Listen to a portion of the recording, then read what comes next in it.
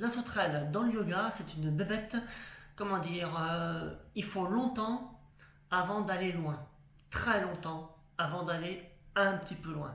Donc en fait, encore une fois, je le rappelle, le yoga, c'est avant tout de pratiquer les postures pour le bienfait qu'elles peuvent donner au corps.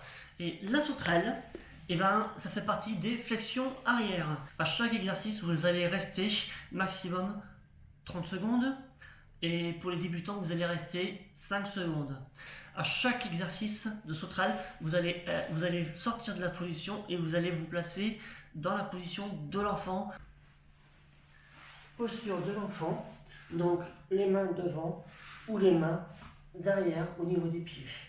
Pour ressentir l'étirement lombaire que vous venez de contracter dans la position précédente de sauterelle. J'espère que j'étais assez clair. Donc en gros, vous faites la sauterelle, ça veut dire que vous allez en général normalement contracter les lombaires. Ensuite, vous allez donc étirer les lombaires après les avoir contractés dans une position de type la position de l'enfant ou balasana. Voilà, cette fois je pense que j'ai été assez clair. Enfin, vous allez être le ventre au sol. Premier exercice, comme ça, voilà. Vous allez être tout au sol en fait. Et vous allez décoller les jambes. Mais avant, il va falloir positionner vos bras. 3 positions possibles. Celle que je fais le plus souvent, c'est celle-là.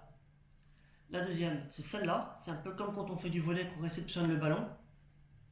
Et la troisième, il y en a qui arrivent, c'est celle-là. En général, ceux qui font cette position-là, c'est ceux qui vont très très loin. On se place sur le dos, sur le ventre au sol.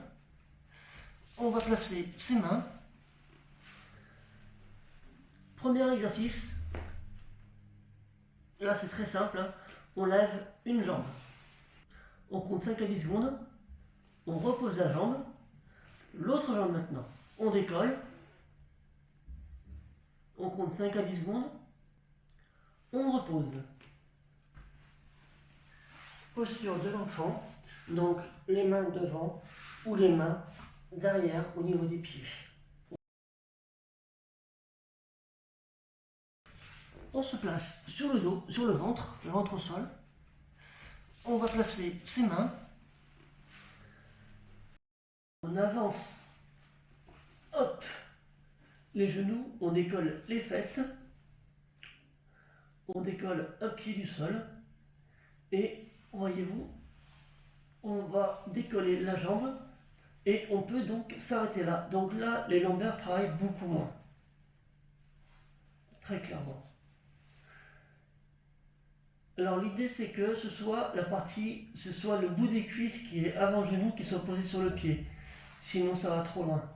Après c'est aussi une question de souplesse de la jambe qui plie.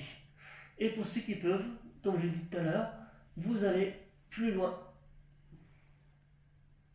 Attention, évitez ceci, hein. Évitez cette position-là.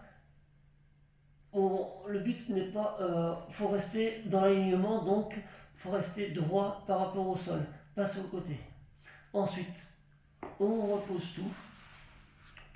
On attend un petit peu, on peut se mettre dans la position Balasana entre les deux tours, ou on peut passer directement sur l'autre jambe. Donc, hop, on refait la même chose. On décolle l'autre pied qui va servir de support. On décolle l'autre jambe qui va se mettre donc sur le pied. Voilà. Et ensuite, on peut éventuellement décoller l'autre jambe. Voilà. Hop. Donc là, en fait, ça, pour l'instant, c'est pas trop compliqué, je pense, pour la plupart.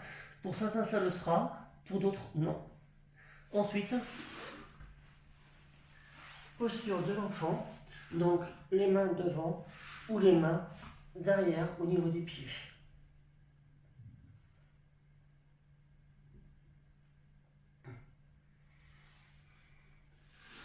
Troisième position.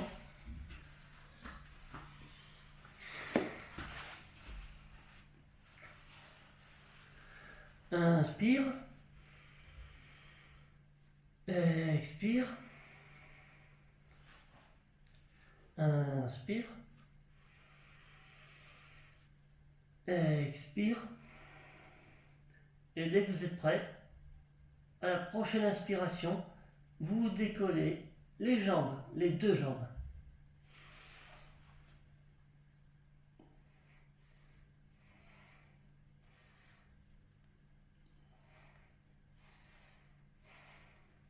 Donc 5 à 10 secondes. Et pour ceux qui ont vraiment l'habitude, etc., 30 secondes éventuellement, mais pas plus.